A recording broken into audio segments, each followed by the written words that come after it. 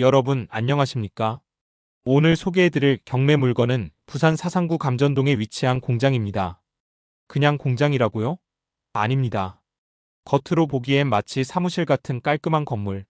하지만 그 속을 들여다보면 지하철역과 고속도로, 서부산 유통단지, 그리고 새벽시장 중심의 6층짜리 복층 공장과 창고가 합쳐진 복합 건물이 하나 자리 잡고 있습니다. 총 연면적이 무려 982평, 토지 면적은 466평에 달하며 건물 하나에 세입자가 10명 넘게 들어있는 구조입니다. 그리고 이 건물에 걸려있는 임차 보증금 3억 2,900만 원. 그중 낙찰자가 인수해야 할 금액은 약 4,900만 원으로 확인됩니다. 이 물건 단순히 시세보다 싸게 낙찰받는다고 끝이 아닙니다. 매달 월세는 얼마나 들어오고 대출 이자는 얼마나 나가며 매각하면 얼마가 남는지 여기까지 꼼꼼히 따져봐야 진짜 수익형 부동산이라 할 수 있죠. 과연 이 물건은 그런 조건을 갖추고 있을까요?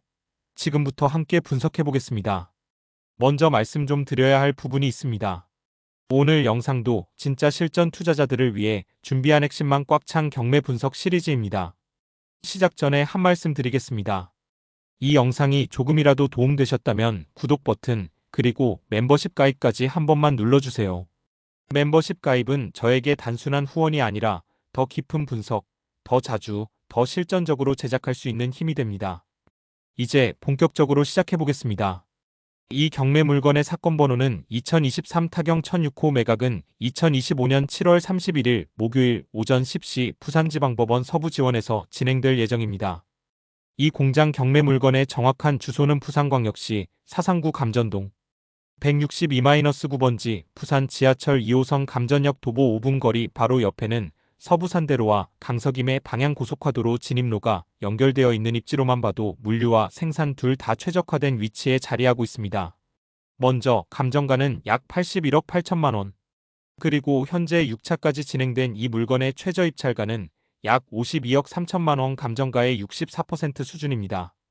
토지 면적은 1540.8형이 평수로 환산하면 약 466평.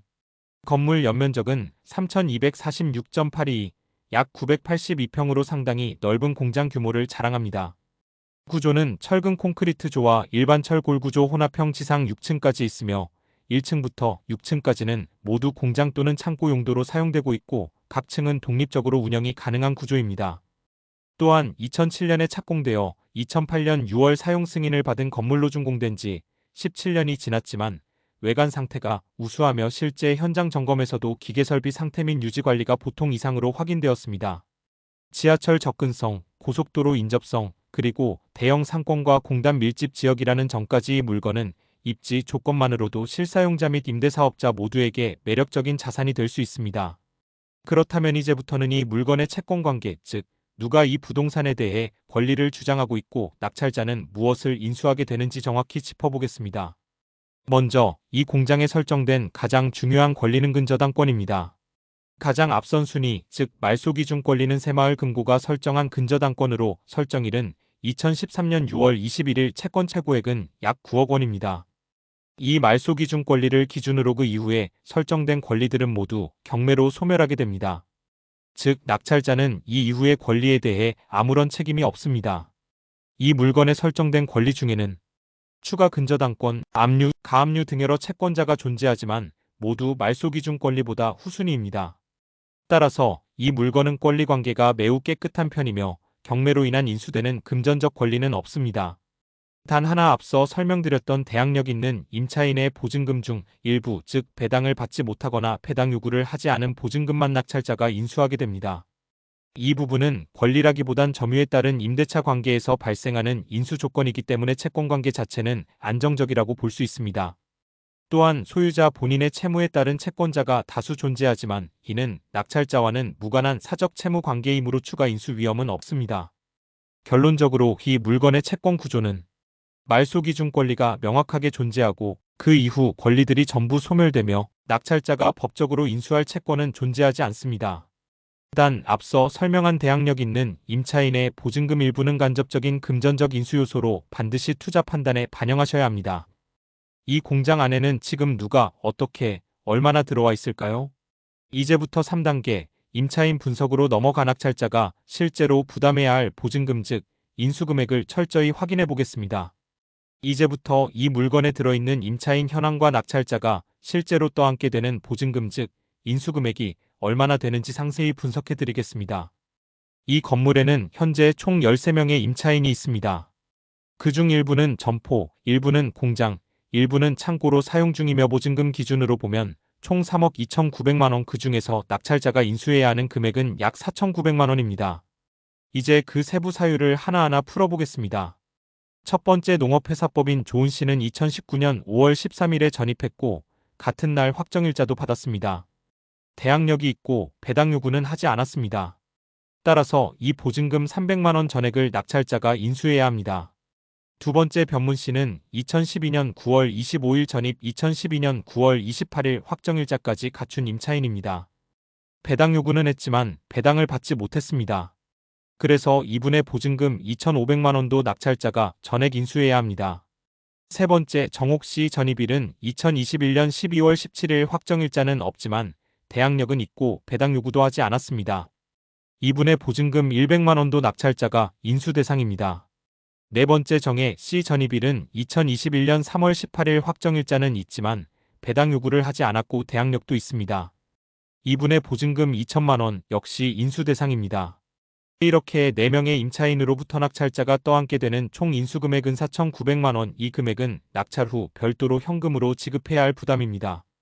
그 외 나머지 9명의 임차인들은 대항력이 없거나 배당 요구를 했고 배당금으로 보증금을 충분히 배정받았기 때문에 인수 대상이 아닙니다.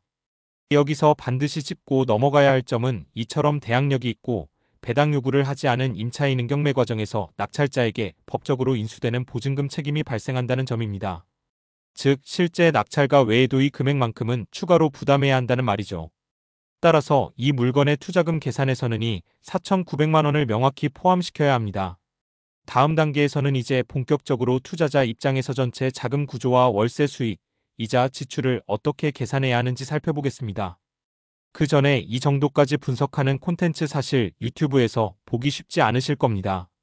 혹시 여러분도 이런 분석을 정기적으로 받고 싶다, 궁금한 물건이 생기면 바로 물어보고 싶다 생각해 보신 적 있으시다면요. 멤버십에 가입하시면 바로 해결됩니다.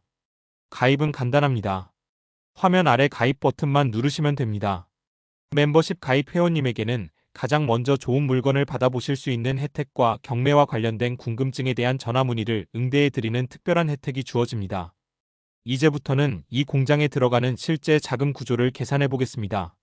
이번 경매의 입찰 예정가는 52억 3,600만 원, 이 금액을 기준으로 대부분의 투자자들이 선택하는 자금 구성 방식은 70% 대출, 30% 자기 자본입니다. 대출은 약 36억 6천만 원, 자기 자본은 15억 7,600만 원 수준이 됩니다. 여기에 추가로 취득세 및 법무비용 약 5천만 원, 그리고 앞서 설명드린 임차인 보증금 인수금 4,900만 원까지 포함하면 총 자기 자본은 약 16억 7천만 원으로 계산됩니다. 이 금액을 현금으로 집행한다면 사실상 그 돈은 다른 곳에 투자할 수도 있었던 기회를 포기한 셈이죠. 그래서 우리는 여기서 기회비용을 따져야 합니다.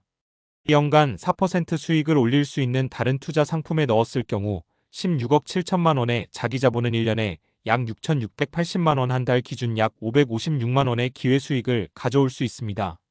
즉, 이 물건을 분석할 때는 은행 대출 이자뿐 아니라 내 돈이 못 벌고 있는 수익까지도 비용으로 포함해서 계산하는 것이 맞습니다. 앞서 계산한 은행 대출 이자는 연간 약 1억 4,600만 원, 월 약 1,217만 원이었죠. 여기에 자기 자본의 기회비용까지 포함하면 총 월 지출은 약 1,774만 원이 됩니다. 이제 중요한 건 하나입니다. 이 공장이 한 달에 월세 수입으로 얼마를 벌어들이느냐, 그리고 그 수입이 위의 비용을 넘어서느냐입니다. 다음 단계에서는 실제 월세 수익과 그에 따른 순수익 계산, 수익률 분석까지 확실하게 정리해드리고 있습니다. 자, 그럼 이어서 이제부터는 이 공장에 들어가는 자금 구조와 한 달에 실제로 나가는 이자 비용이 얼마인지 정확하게 알려드리겠습니다. 이건 숫자지만 단순한 계산이 아니라네 지갑에서 실제로 빠져나가는 돈입니다. 그러니 한 글자도 놓치지 마시고 들어봐 주세요. 먼저 이 공장을 낙찰받기 위해 투자자가 준비해야 할 총 자기 자본은 16억 7천만 원입니다. 이 안에는 취득세, 법무사 수수료 같은 부대 비용과 앞에서 설명드린 인수 보증금도 포함돼 있죠. 하지만 여기서 중요한 게 있습니다. 이 중 3억 2,900만 원은 세입자 보증금입니다. 즉, 나중에 돌려받을 수 있는 돈이라는 뜻이죠. 그래서 실제로 내가 묵는 진짜 내 돈은 13억 4천만 원 정도가 되는 겁니다. 이 돈을 그냥 은행에 넣어놨어도 아니면 국채나 안정적인 부동산에 넣었어도 연 4% 수익은 무난히 나올 수 있는 자금입니다. 그렇다면 이 돈의 기회비용 즉 내가 이 공장에 투자함으로써 포기한 이자는 한 달 기준으로 약 447만 원입니다. 그리고 여기에 대출금 이자도 따져봐야죠. 낙찰가가 52억 3천만 원이고 그중 70%를 대출받는다고 하면 대출금은 약 36억 6천만 원이 됩니다. 이 대출에 대한 이자는 연 4%를 기준으로 계산하면 한 달에 약 1,221만 원이죠. 자, 그럼 다시 정리해 볼게요.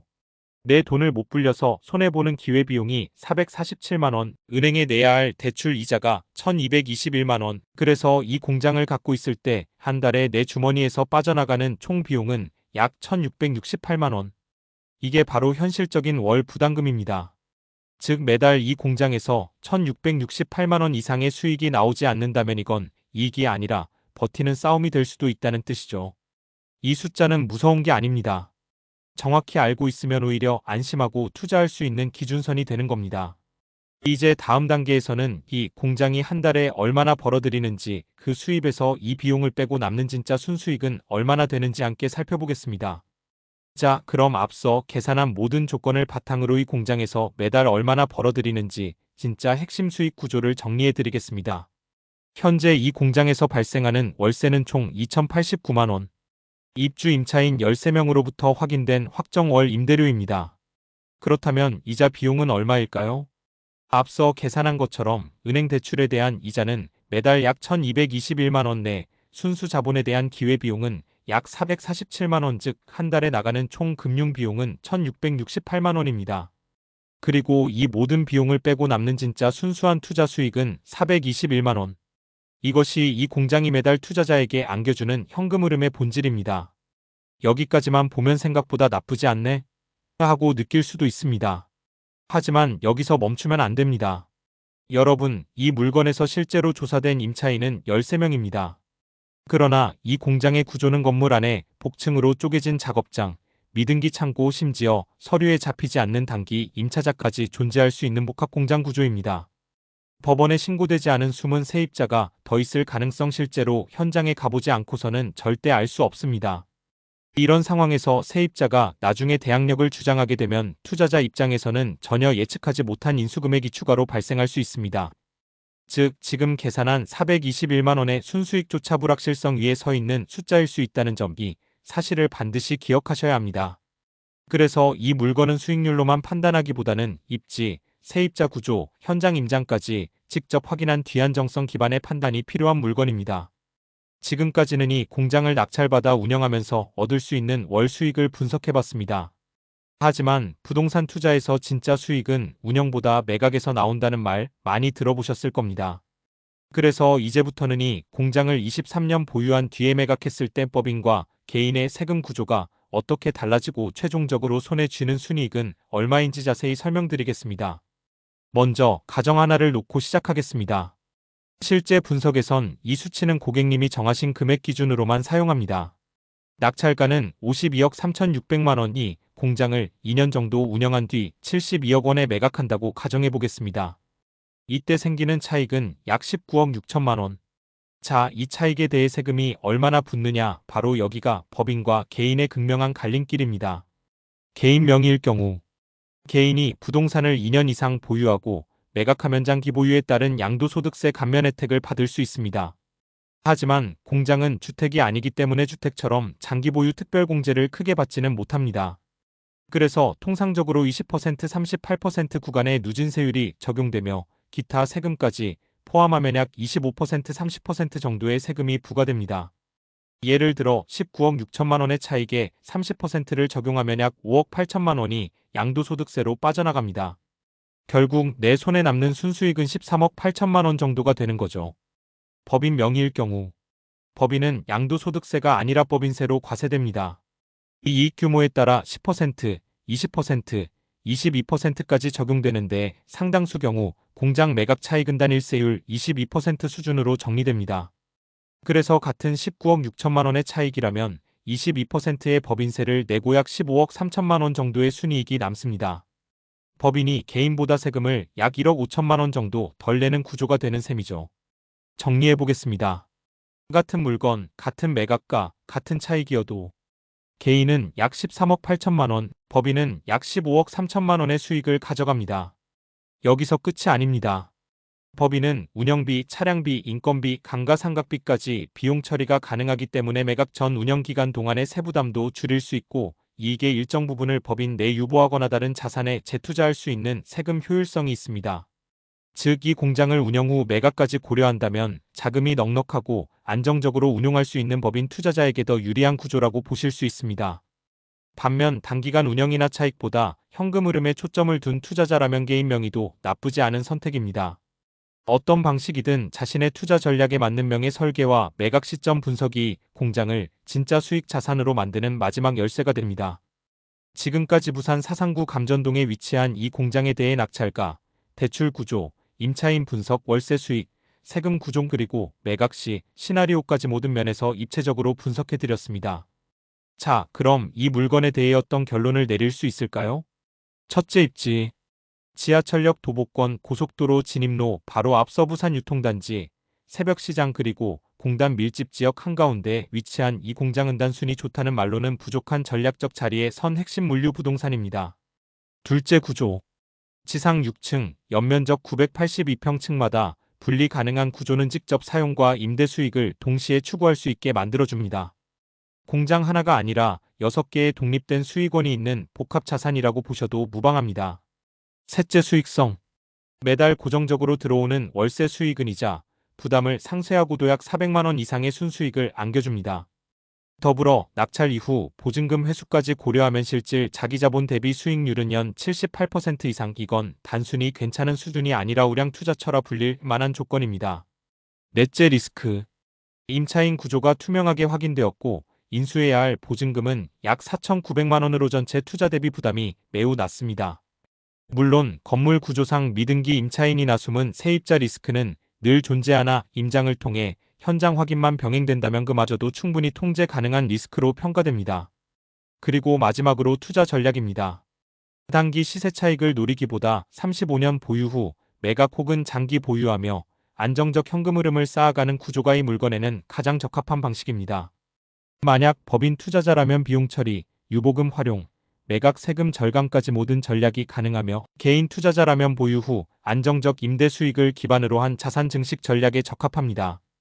이제 마지막으로 한 말씀만 드리겠습니다. 이 공장은 겉으로 보기엔 조용하지만 안으로는 수익과 전략, 그리고 기회가 겹겹이 쌓여있는 고요한 괴물 같은 물건입니다. 눈에 띄지 않지만 들여다볼수록 매력적이고 두드려볼수록 단단하며 움켜쥘수록 오래갑니다. 지금 이 순간 당신이 어떤 전략을 세우느냐에 따라 이 물건은 단순한 공장이 아니라 여러분의 수익 구조를 완성하는 핵심 기둥이 될 수 있습니다. 저희는 채널을 통해 단 한 사람이라도 위험한 경매에서 벗어나고 한 건이라도 확실한 수익을 만들 수 있다면 그걸로 충분하다고 생각하며 만들고 있습니다.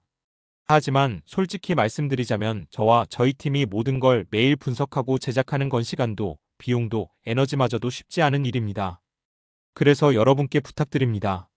이 채널이 사라지지 않고 더 풍부한 사례와 더 깊은 분석을 담아내기 위해서는 당신의 작은 멤버십 가입 한 번이 제게는 가장 큰 동력이 됩니다. 한 달에 커피 한 잔 값으로 수천만 원, 수억 원짜리 실전 분석을 직접 받아보실 수 있는 멤버십 가입은 아래 가입 버튼 한 번이면 끝입니다. 저는 그 한 번의 클릭이 절대 아깝지 않도록 끝까지 책임지고 분석하겠습니다. 여러분의 투자가 안전하고 성공적이길 진심으로 응원합니다. 감사합니다. 여기까지 가감전동 공장 경매 분석 7단계 전체 시나리오였습니다. 당신이 이 영상을 끝까지 시청하셨다면 이미 타인의 시선을 넘는 투자자의 눈을 갖고 계신 겁니다. 감사합니다. 다음 경매 이야기에서 다시 인사드리겠습니다.